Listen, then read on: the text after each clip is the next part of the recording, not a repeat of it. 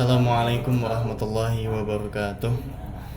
Innal hamdalillah nahmaduhu wa nasta'inuhu wa nastaghfiruh wa na'udzu billahi min shururi anfusina wa min sayyiati a'malina.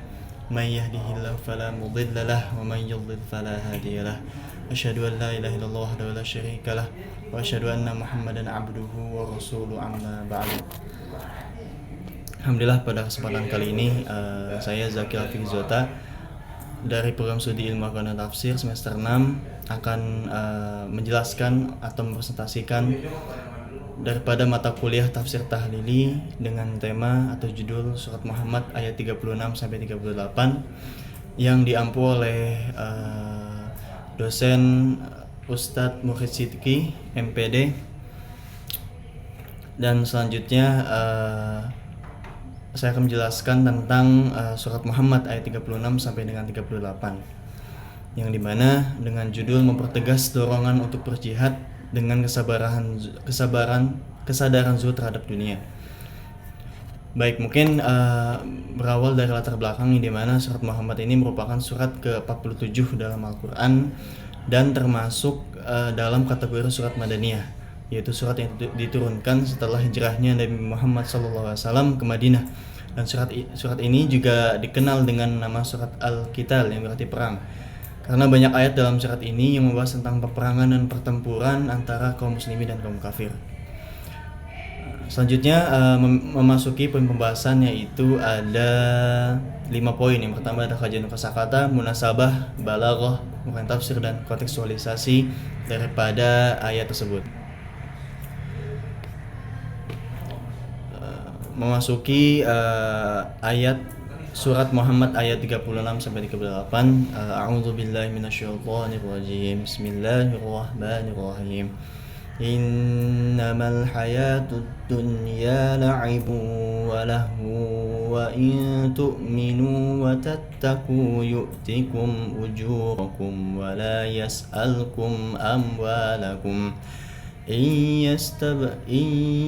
يسكنكموها فيحفكم تبخلوا ويخرج أضغانكم ها أنتم هؤلاء تدعون لتنفقوا في سبيل الله فمنكم من يبخل ومن يبخل فإنما يبخل عن نفسه والله الغني وأنتم الفقراء وإن تتولوا يستبدل قوما غيركم ثم لا يكونوا أمثالكم.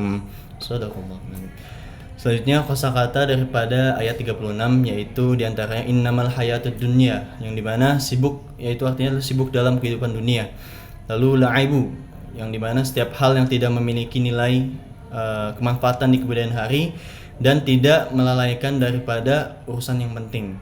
Lalu allahu, di antara bentuk penggunaan kata ini adalah alat al-malahi, falat alat atau musik, karena sifatnya dapat melalaikan daripada yang lainnya. Lalu memasuki munasabah daripada ayat 36 ini, yang dimana setelah memerintahkan jihad, melarang bersikap lemah dan kendur dalam melanjutkan perjuangan, lalu melarang mengambil inisiatif mengajak damai dan gencatan senjata dengan musuh. Selanjutnya Allah SWT memerintahkan untuk berjihad dengan jiwa dan harta serta berinfak di jalannya dengan cara menggambarkan dunia sebagai hal yang remeh di hadapan kaum mukminin dan memotivasi mereka kepada iman dan takwa. Lalu pada ayat innamal hayatud dunya la'ibu wa lahu, ini memasuki tafsirnya daripada tafsir Ibnu Katsir, yang dimana artinya sungguhnya kehidupan dunia itu hanyalah permainan dan senda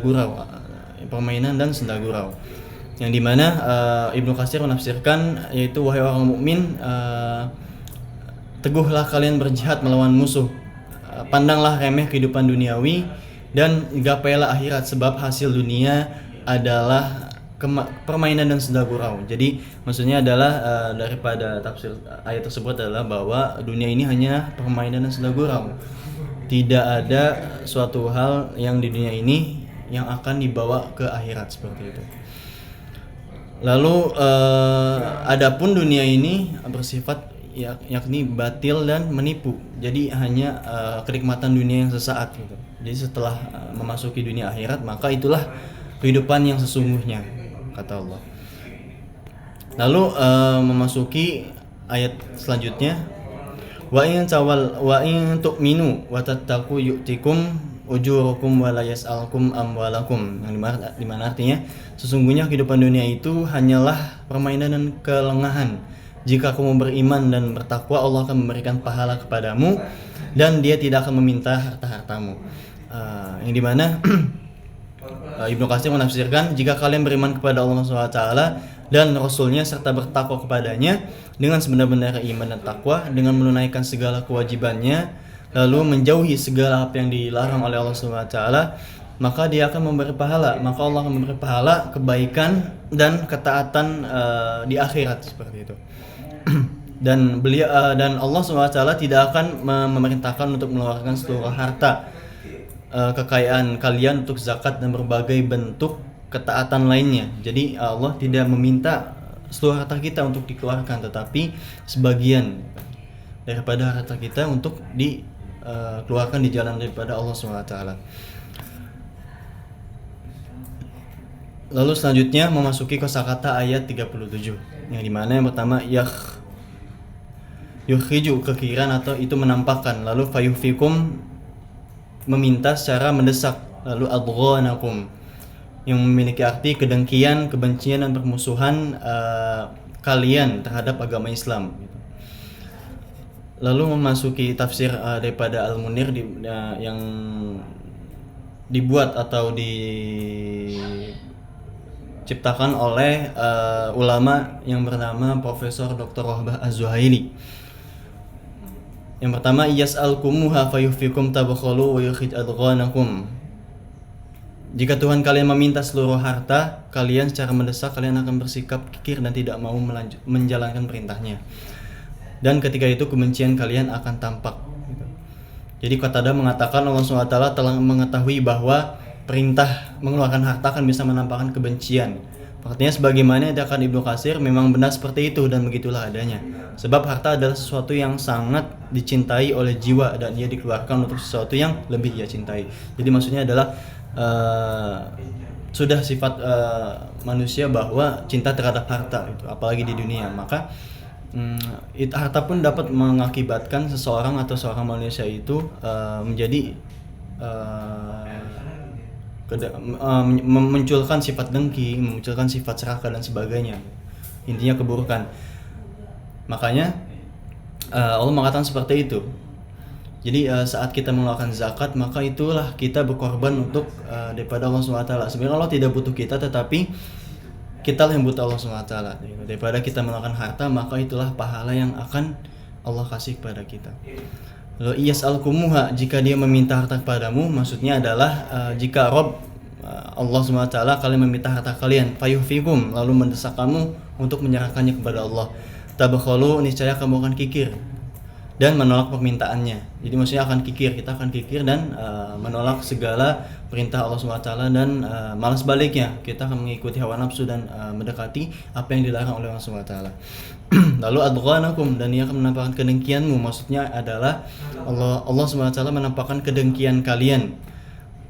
Dia meminta harta, Allah mengatakan bahwa dalam meminta harta akan tampak kedengkian, seperti itu.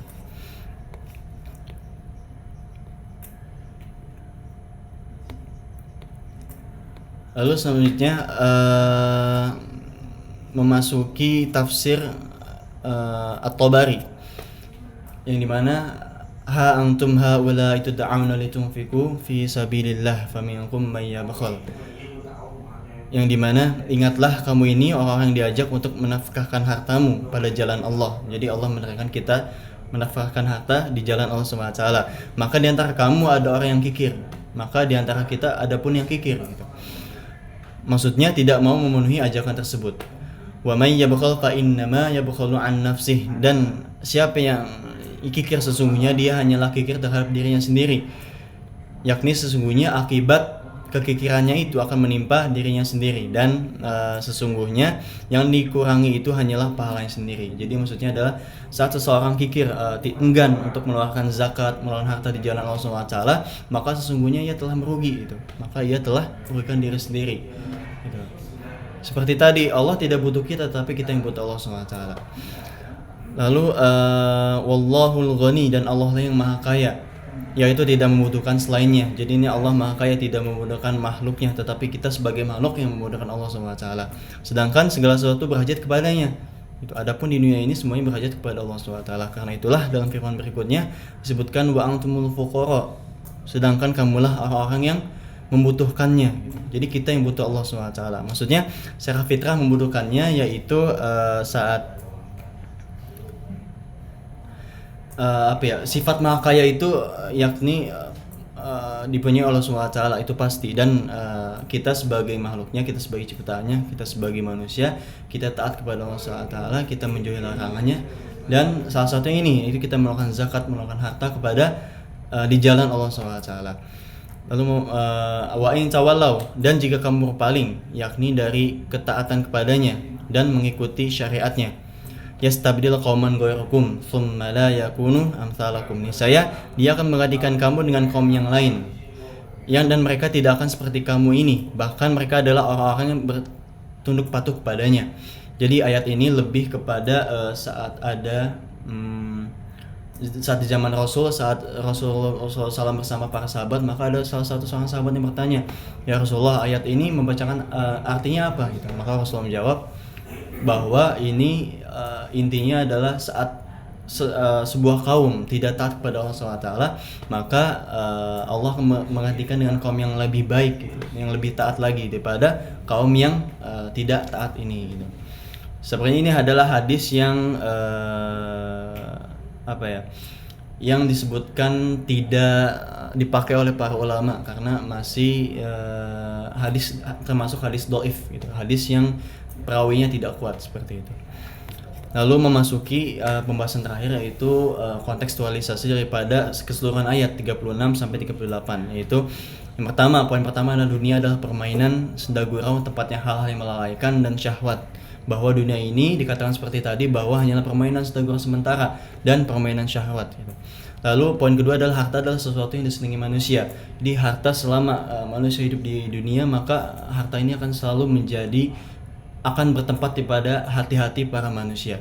Lalu yang ketiga adalah kikir, yang dimana dikatakan tadi bahwa saat Allah memerintahkan manusia untuk berzakat, maka ada sebagian orang yang tidak atau enggan untuk mengeluarkan zakat daripada ke jalannya Allah SWT. Lalu yang keempat, Allah SWT maha kaya dari para hambanya dan segala sesuatu. Allah SWT tidak sedikit pun membutuhkan harta mereka. Jadi sering dikatakan bahwa kita tidak Allah tidak membutuhkan kita, tetapi kita yang membutuhkan Allah SWT. Yang kelima adalah Allah SWT akan mengganti mereka dengan kaum yang lain yang lebih menaati Allah SWT daripada mereka. Lalu kaum itu menjadi lebih taat, lebih utama, dan lebih baik daripada mereka. Jadi saat suatu kaum tidak taat kepada Allah SWT, maka Allah akan menggantikan dengan kaum yang lainnya. Mungkin cukup sekian apa yang dapat saya sampaikan, kurang lebihnya mohon maaf. Subhanakallahumma wa bihamdika asyhadu an la ilaha illa anta astaghfiruka wa atubu ilaik. Assalamualaikum warahmatullahi wabarakatuh.